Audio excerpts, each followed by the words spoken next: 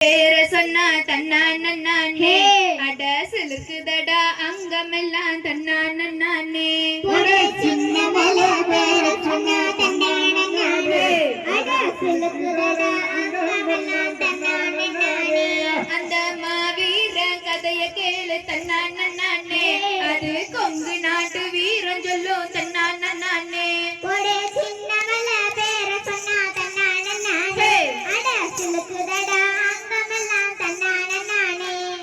காரால வம்சமடா தன்னானே அவன் கருவிலையே வீரனடா தன்னானே